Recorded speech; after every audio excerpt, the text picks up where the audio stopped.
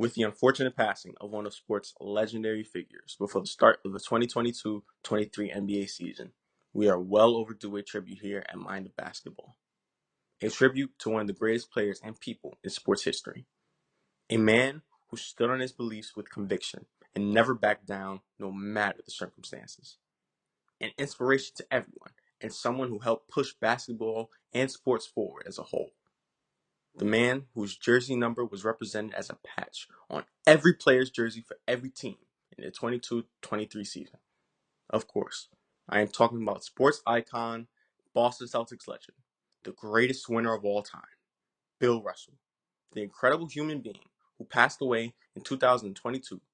So watch and listen as we honor him by giving a well-deserved career retrospective of the amazing legend.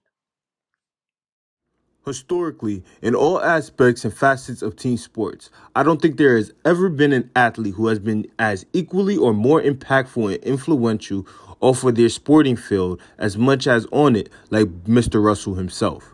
He was like no other, one of one, a transcendent human being. In a drastically different time in America, where blacks were viewed as the bottom pit of the status quo and used for their physical presence for entertainment, Russell, like many black athletes before him, had endured and suffered a lot. But with the life experience of his parents, who are from Louisiana, fresh off of the ending of slavery, he would do something that was deemed a cardinal sin for a black athlete to do during those times: fight back for his rights. Receiving the only scholarship from a school that was willing to take a chance, he joined the University of the San Francisco Dons and was dominant. Using his athletic ability from participation in the university's track and field and high jump events, Bill is credited with being the first basketball player to create the modern defense. More specifically, it's something he is symbolically known for: blocking shots. Impeding the player's shot was always done in a stationary motion until he came along and added elevation, jumping to give a greater chance of impeding the player's shot attempted. This unorthodox yet revolutionary style of play proved not only to be effective but had a major impact on his team, as it resulted in winning and success. In his final 2 years, he averaged over 20 points and 20 boards a game, as the Dons won 55 games straight, winning the NCAA championship in back-to-back seasons. His junior year is arguably the most dominant season in college basketball history, where he would average 20 points and 20 boards, won the NCAA tourney's most outstanding player, consensus first-team All-American, and was legit the only big blocking shots. Yet, he did not win California's Player of the Year. Why? According to Russell, when talking about the winner, he stated, "As far as I could see, his only qualification was he was blonde. They knew how shaky it was." That would be just one instance of the many racial conflicts Russell would be victim to. As with the Dons having a starting lineup of 3 black players, when they traveled, the black players would not be allowed into hotels or restaurants and would not be provided any service. Thanks to his revolutionary basketball technique, the NCAA created rules to adapt to his dominance, such as widening the lanes and implementing basketball interference. Russell was the main big-time prospect to head into the pros during a time where the league was predominantly white and blacks were one to none non-existent. But the Boston Celtics, a team already known for breaking barriers and making history, all structured by a man ahead of his time in Red Auerbach, were infatuated with the skills of a young man who was multi-talented in ways they expected but also didn't expect. The C's were offensively talented. Led by their star backcourt of Bob Cousy and Bill Sharman, they had an innovative fast break style of play, but needed defensive improvement and rebounding.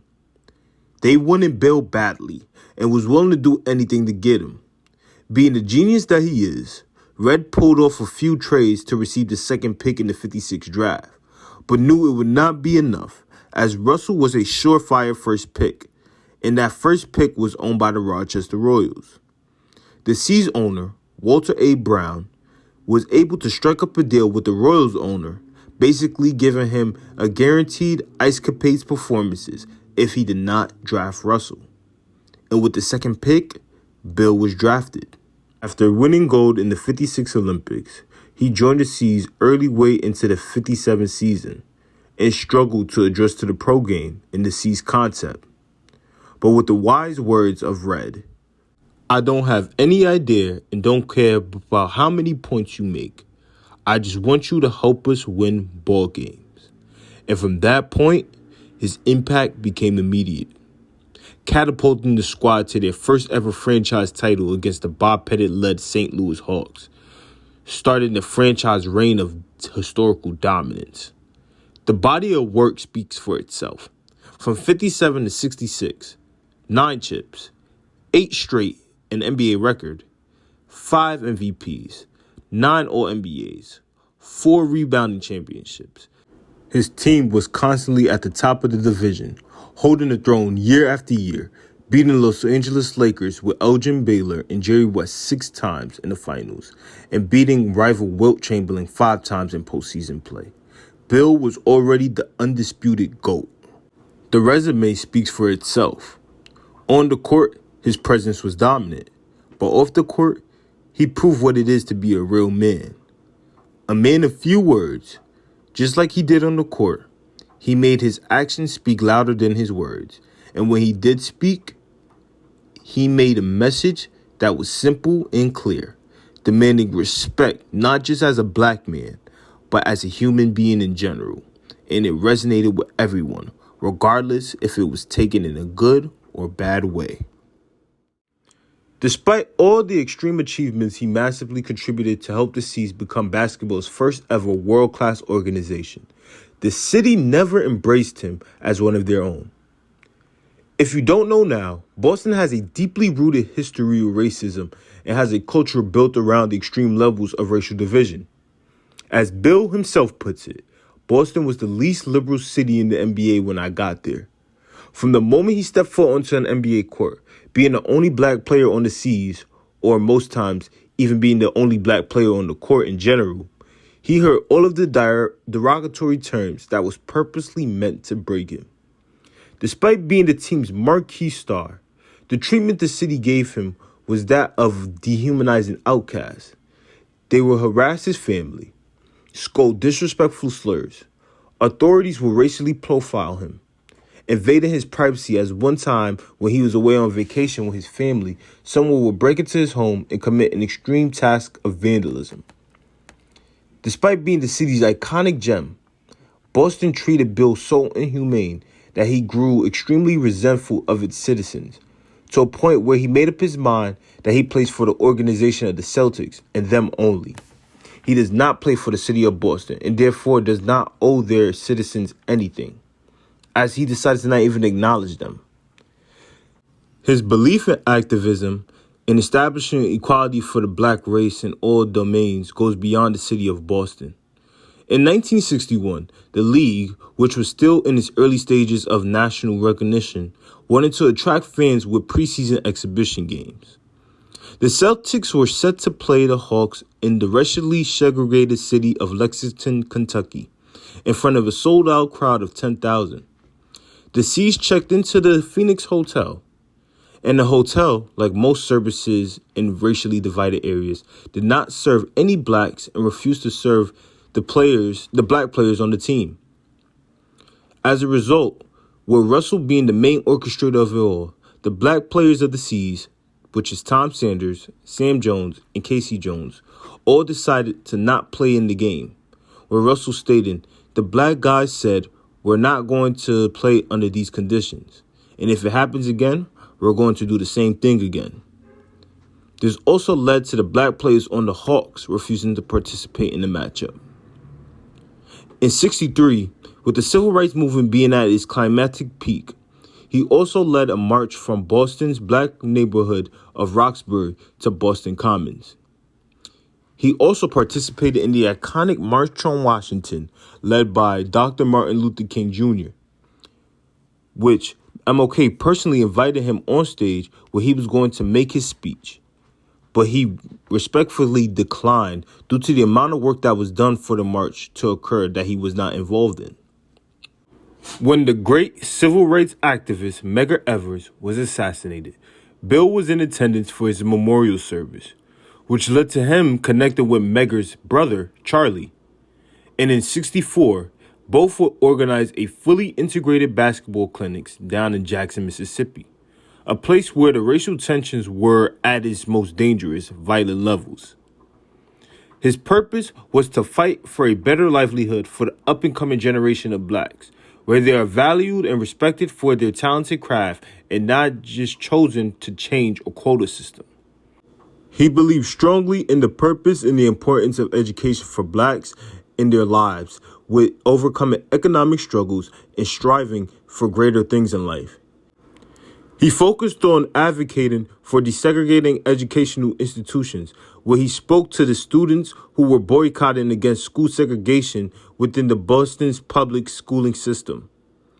In '66, Russell helped host a special ceremony in a local church for the graduates of Roxbury Local Junior High School, Patrick T. Campbell Junior High, after their initial graduation was cut off due to the presence of Louise Day Hicks, a member of an anti-integration school board committee within Boston. When it came to racial injustice, Bill Russell, angered his whole life by the mistreatment that colored people had to suffer through, was willing to put his life dangerously on the line with everything to lose, taking a chance to bet on himself to advocate for what is right, which was the human rights for blacks. It is a testament to the type of man he was, where in the face of adversity, where most would bend and fold due to reacting in an extremely violent way, he stood up and did not take no for an answer for what was right. It was unapologetically himself while going about it in the right, humane way. After winning the championship in 1966, Coach Red stepped down from his coaching position, but not before appointing a successor. Before making his decision about stepping down, he asked Bill to be the new head coach, and he humbly accepted. Now you're probably thinking, isn't Bill Russell still playing at this time? Yes, he was. During that time, it wasn't unlikely for a current player to also be coach of the team, as there had already been a few players coaches already. So not only did Bill Russell become a player coach for the team, he already won 9 rings with, he became the first black coach in NBA history, as well as the first black coach for a major organization in professional sports history. Another barrier broken by the legendary Russell. And even though he was still playing, he had the respect of his teammates and the authoritative nature to be a great coach without jeopardizing the team. And also, around this time as a team, didn't have to have an assistant coach. The league definitely didn't have multiple assistant coaches unlike today. There was just Bill on the coaching staff. And even with that, he still listened to his teammates' opinions and advice they would give him. Former teammate of Bill and Hall of Fame coach Don Nelson talked about that time period with Bill Russell as the head coach. He was the whole package. Great guy, great player, great coach. He was a great guy to play for. I loved that guy. His coaching philosophy was all about defense, unselfish play, and the simple basketball skills like screening and boxing out. Unfortunately, his first season as player coach didn't go as expected, as the Celtics would finally lose in the playoffs, falling in the Eastern Division Finals to eventual champions Hal Greer, rival Wilt Chamberlain, and the Philadelphia 76ers. This would be the first and only time Bill would lose to Wilt in the postseason. That summer, Cleveland Browns legendary running back Jim Brown called upon Bill Russell, college basketball star Lou Alcindor, later will become Kareem Abdul-Jabbar, and many other black athletes to meet with boxing great Muhammad Ali in Cleveland to discuss his decision to not fight in the Vietnam War despite being drafted. An event known as the Muhammad Ali Summit or the Cleveland Summit.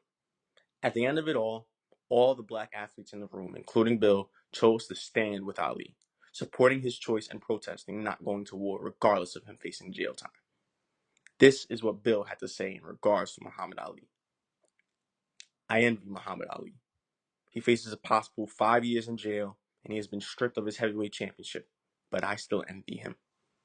He has something I have never been able to obtain, and something very few people I know possess. He is an absolute and sincere faith. I'm not worried about Muhammad Ali. He is better equipped than anyone I know to withstand the trials in store for him. What I'm worried about is the rest of us. This was one of the first examples of athletes speaking out about injustices. The following NBA season, Russell will meet his rival again in the Eastern Division Finals with a chance to redeem the loss from the previous year.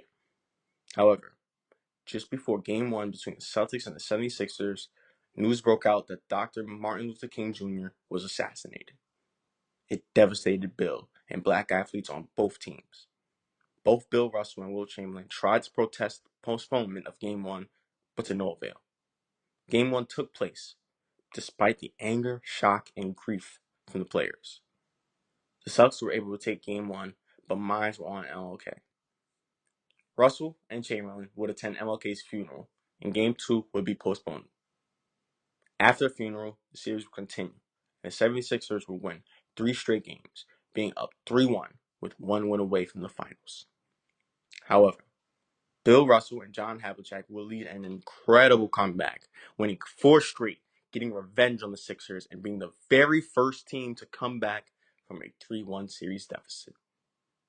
Russell would then lead his team to an NBA championship against the Los Angeles Lakers, beating them in 6 games, becoming the first black coach to win a championship in American sports history. Even with his age catching up, he was able to still dominate, as even though blocks weren't recorded at the time, it was believed that he averaged a triple-double in the finals with points, rebounds, and blocks. Just another example of just how good Bill Russell was.